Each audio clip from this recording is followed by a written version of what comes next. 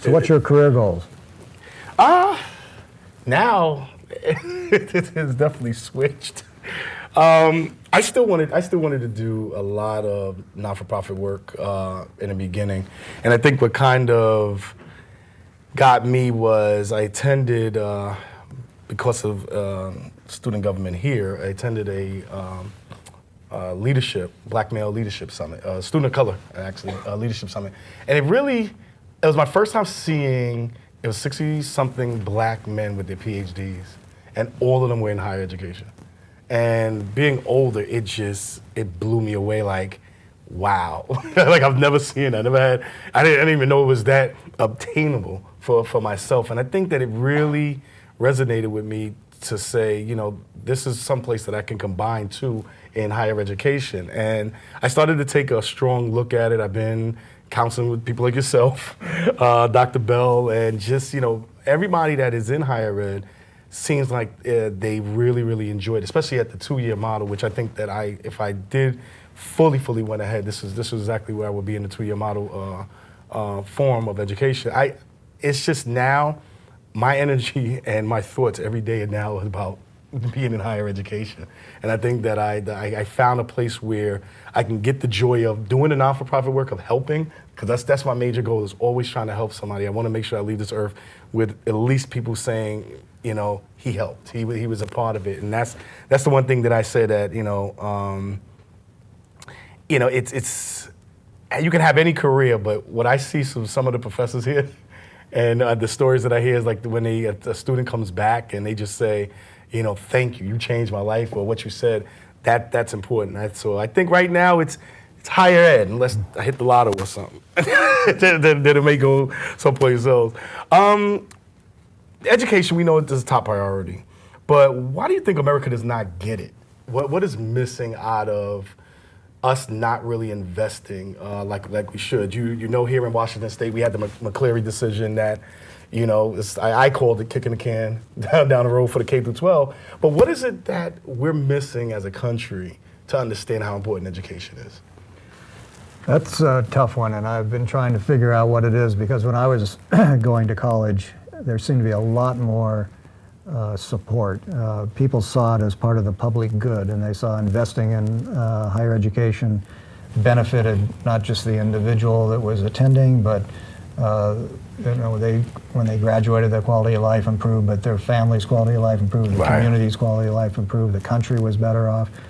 And I'm struggling with how that view is at least waned and been significantly diminished, because I believe so strongly that it's important. And I think it's incumbent upon those of us in higher education to find the message that resonates with people, because if you do talk to them one-on-one, everybody likes education, they tend to believe that, but at the institution level and in state capitals and back in Washington, D.C., it doesn't translate into policy that creates really a sustainable financial model to keep higher ed going. In California, where I got my bachelor's, Ronald Reagan was president at the time. And they were opening up community colleges left and right. Left and right, exactly. And actually put more money into higher ed when he was governor than just about any other time. Yeah.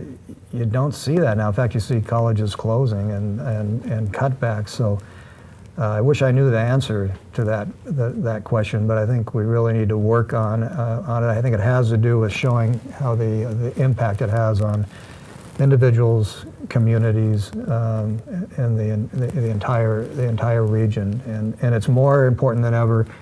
Almost 70% of the new jobs in this country will require some type of post-secondary education credential. Let me just to touch on that real quick.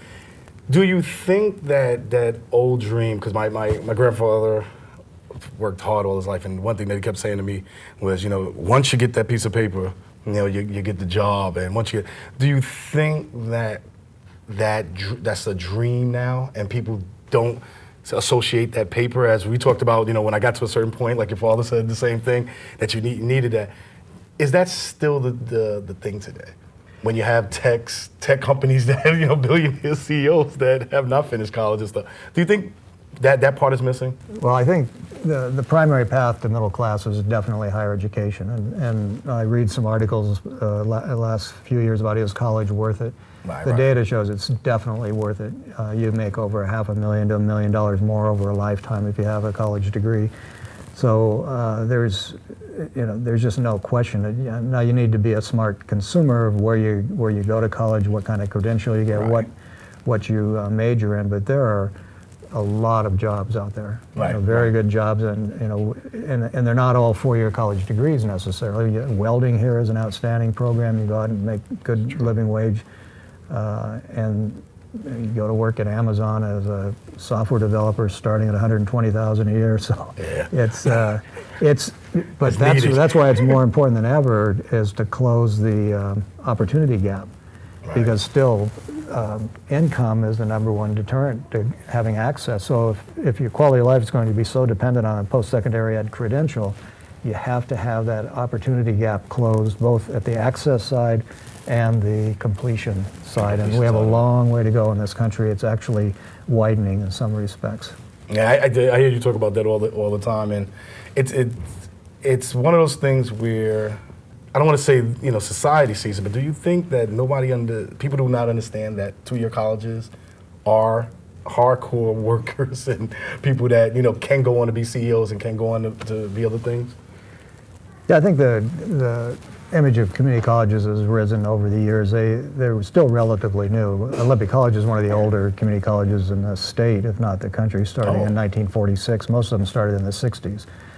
So what's happening now is the graduates are moving into positions of authority and leadership. Like we heard, Mayor Norman Rice was a community Right. college, and I could name several national figures that went to community colleges. We have students transferring to Stanford and MIT, and we have students that come to Olympic College not because they can't get into the University of Washington. It's a good decision, a good investment, and good financial decision. So the quality here is outstanding, and our transfer students do as well or better than the students that started at the university. So we got outstanding programs. I think we're getting a lot of respect and credibility around the country. I think President Obama has uttered the words community colleges more in his years in office than all the other presidents put is together. true. And they're looking, community colleges are the public institution that's going to close that access opportunity gap. So it's a really exciting time to be part of the community colleges.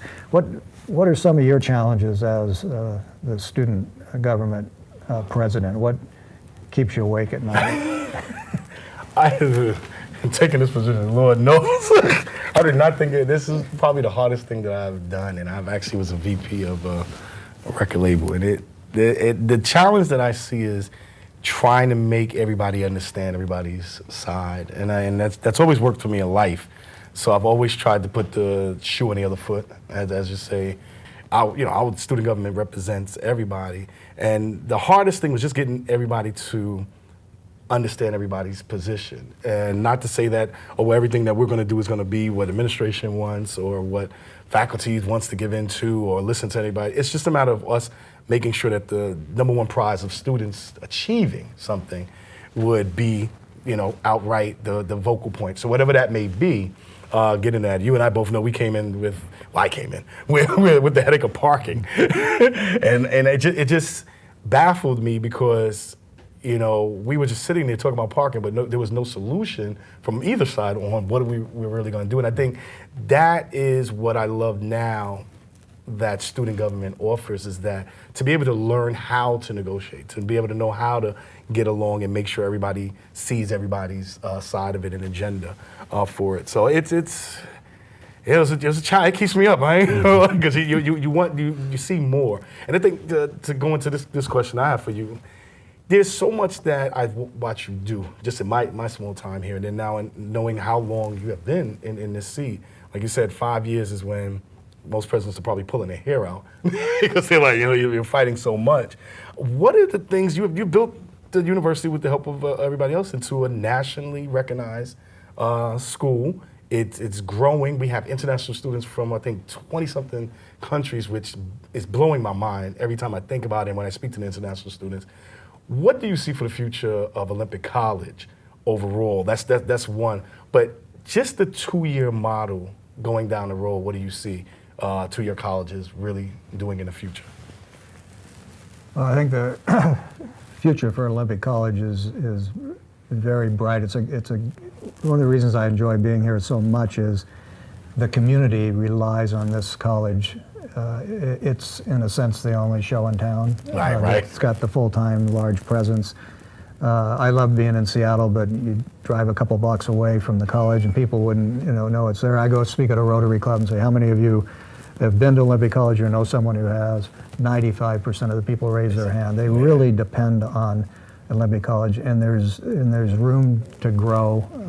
The community can grow, the college can grow, and my position on the future of the college, I think there'll be more baccalaureates. A lot of people in this community, when I first came, said we want to be a university, and I said no, you need the open access mission, and that's what Olympic College has, the open access community college mission. But then also provide opportunities to go beyond associate degrees. Research shows that if community college students know that they have access to a baccalaureate, it increases enrollment in community colleges and increases completion if they have that pathway into a baccalaureate. And it's not one size fit all. If it makes sense for us to offer the baccalaureate, like in nursing and organizational leadership and management and the computer program, then we do it. If it makes sense to partner with the university, then we do that, and we've done that with Washington State University. Now we have 2 degrees in engineering, electrical and mechanical. And then up at Paulsbo with Western Washington University, they have 4 now. So there's like 9 public baccalaureates in Kitsap County and Mason County that were not there 10 years ago. 10 years ago. So it's going to be a hybrid type of thing.